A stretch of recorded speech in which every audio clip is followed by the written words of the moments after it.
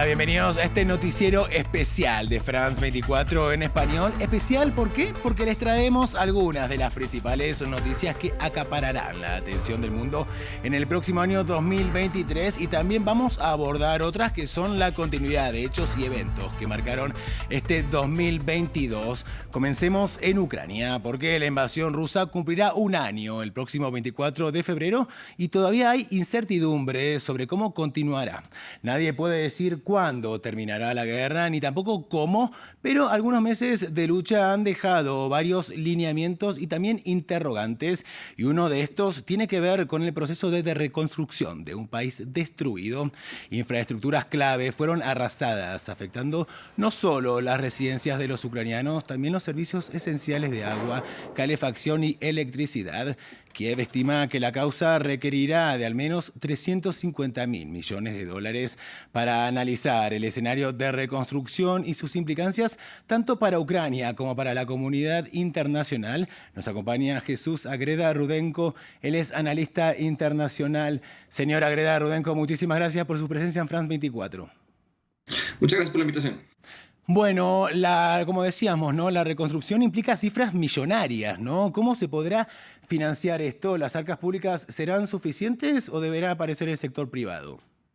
Es una combinación de los dos factores. De hecho, desde el mismo septiembre y principios de octubre, el sector privado, por ejemplo en Alemania, había mostrado interés en participar en el proceso de reconstrucción, pero está claro que el principal financiador deberá ser el sector público. Y creo que es otra de las razones por las cuales el presidente Zelensky viajó a Estados Unidos. Porque por un lado se habló muchísimo de la necesidad de financiar, digamos, el enfoque bélico o el esfuerzo bélico de Ucrania y seguir manteniendo ese apoyo militar de Estados Unidos. Pero por otro lado no podemos olvidar que el presidente también tuvo que haber mencionado necesariamente el tema de una posible reconstrucción, y no solo en el corto, sino también en el inmediato plazo para Ucrania, dado que el invierno requiere la recuperación de la infraestructura energética, que ya se mencionó, y eso cuesta mucho dinero. Y Ucrania no la tiene, y Ucrania tiene que buscar financiadores para esas iniciativas. Europa parece que tendrá un rol clave en este proceso de reconstrucción. ¿Cómo afectará a la economía del continente y hasta qué punto podrá seguir ayudando a Europa? Es una muy buena pregunta y la verdad es que depende mucho de la forma como se supere el invierno, porque dependiendo de las condiciones del invierno vamos a ver qué tanto apoyo popular podría seguir teniendo el esfuerzo bélico ucraniano. El presidente Zelensky ha insistido una y otra vez en que es una guerra no solo por salvar a Ucrania, sino es una guerra por, de alguna forma, salvar el mundo y salvar a Europa, lo cual, justifica la necesidad de mantener este compromiso de la población europea, sobre todo, y de Estados Unidos, que financian en últimas esa guerra con sus impuestos. Sin embargo, de nuevo, dependiendo de cómo estas mismas personas puedan superar este invierno que se viene, y sobre todo dependiendo de cómo la economía siga funcionando a principios del próximo año, veremos cómo se puede mantener o no ese apoyo.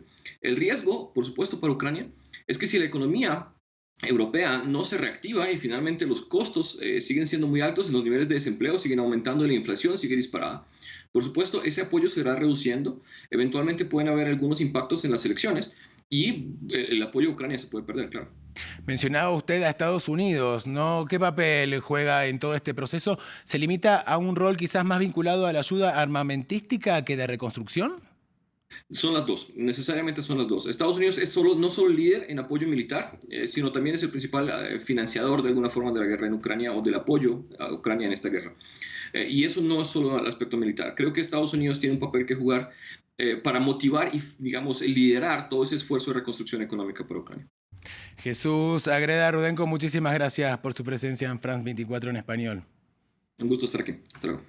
Bueno, avanzamos con más información porque ante la amenaza que representa un vecino como Rusia, Suecia y Finlandia abandonaron su histórica neutralidad militar y anunciaron entonces su intención de incorporarse a la Organización del Tratado del Atlántico Norte. Hablamos, por supuesto, de la OTAN, una adhesión que podría concretarse en 2023 y que ha tenido como principales objetores que retrasaron el proceso de ratificación a Hungría y a Turquía.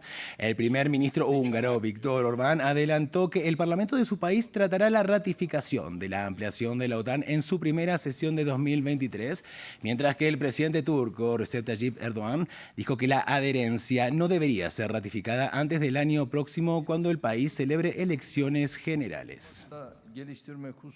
En 2022 revivieron las tensiones entre China y Taiwán, por lo que no tardaron en llegar las hipótesis sobre un eventual conflicto armado. El disparador fue la visita a la isla de la expresidenta de la Cámara de Representantes de Estados Unidos, Nancy Pelosi, considerada como una provocación por parte de Beijing, que recordemos que reclama su soberanía sobre la isla por considerarla una provincia rebelde desde que los nacionalistas del Kuomintang se replegaron allí en 1949 tras perder la guerra civil contra los comunistas.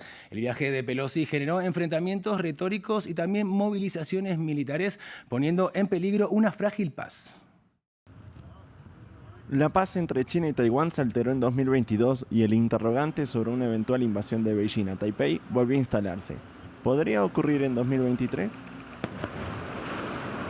Las tensiones se reavivaron en agosto, cuando Nancy Pelosi, por entonces presidenta de la Cámara de Representantes de Estados Unidos, viajó a Taiwán.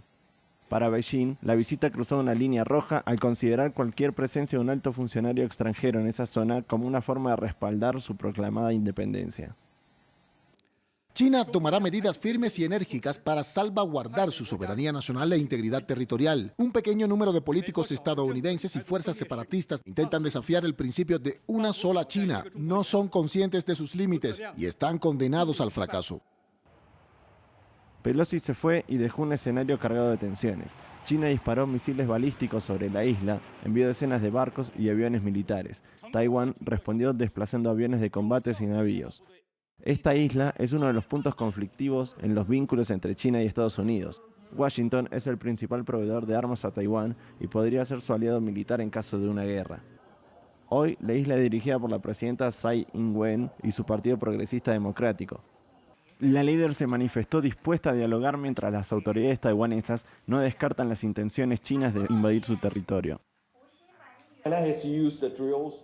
China ha utilizado los ejercicios y su hoja de ruta militar para prepararse para la invasión de Taiwán. Está realizando ejercicios militares a gran escala y lanzamientos de misiles, así como ataques cibernéticos, una campaña de desinformación y coerción económica para debilitar la moral pública en Taiwán. El temor a que se desencadene una guerra si China invade Taiwán ha estado en el tablero geopolítico durante décadas.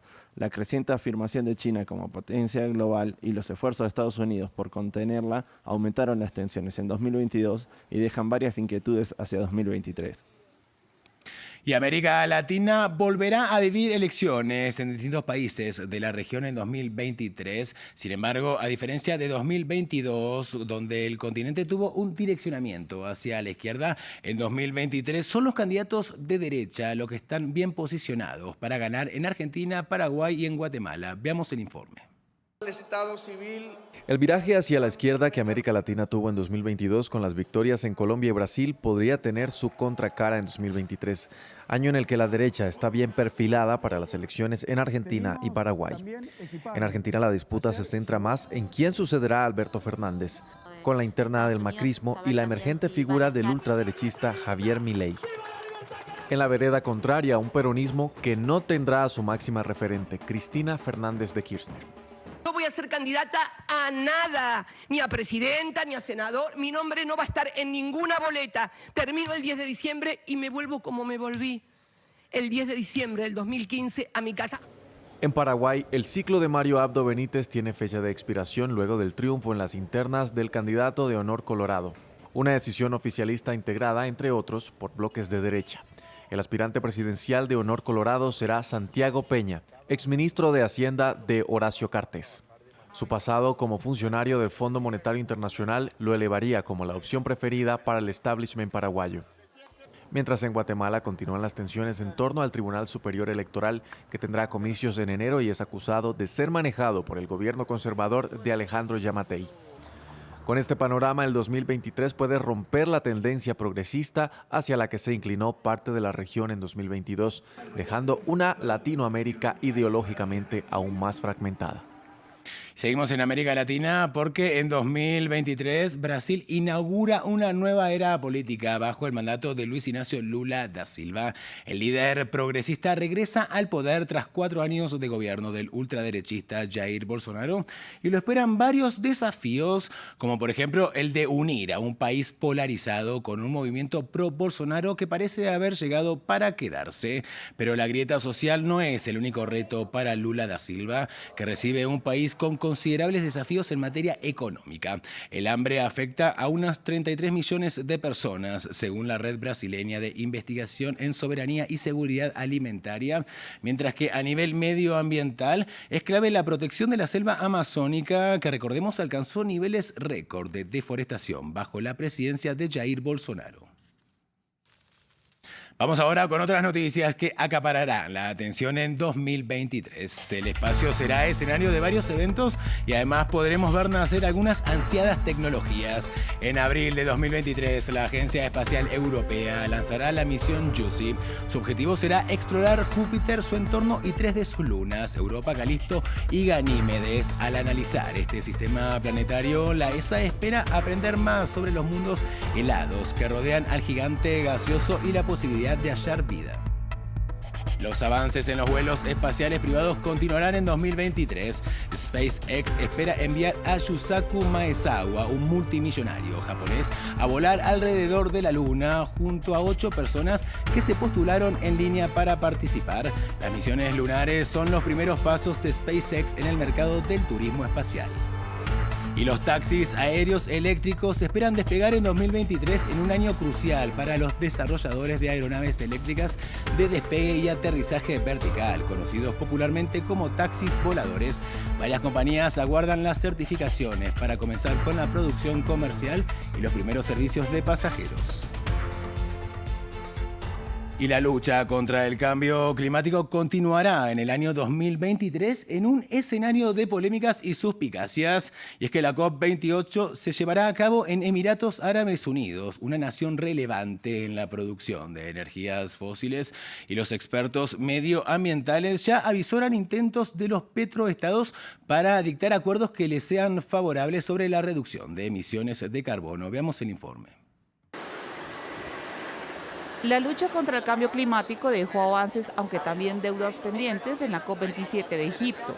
Y el 2023 se presenta controversial al ser la cumbre en Emiratos Árabes Unidos, una potencia en la producción de combustibles fósiles.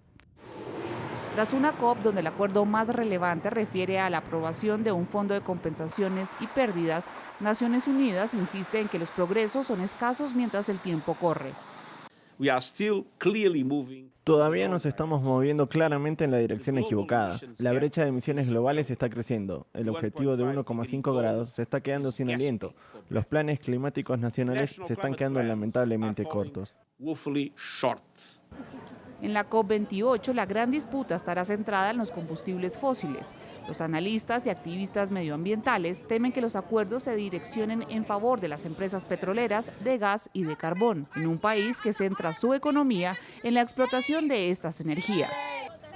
En 2023, año donde la intención es avanzar sobre la reducción de emisiones de carbono, el temor ronda que los estados petroleros aprovechen el marco de la cumbre en Dubái para dictar los términos de la transición en su beneficio. Y finalizamos con algunos de los eventos deportivos que veremos en 2023.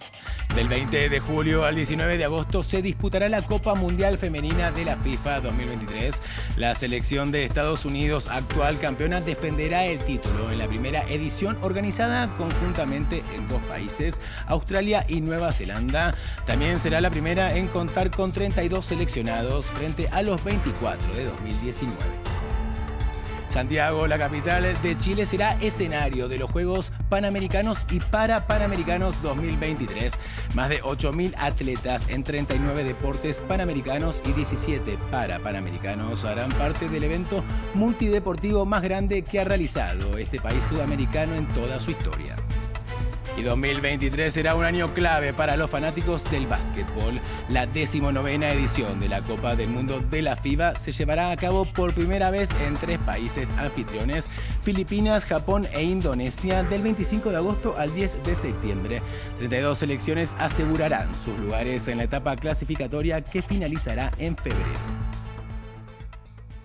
Muchísimas gracias por acompañarnos. Finalizamos este programa especial sobre las noticias del año 2023. Sigan en France 24 y también, por supuesto, en france24.com.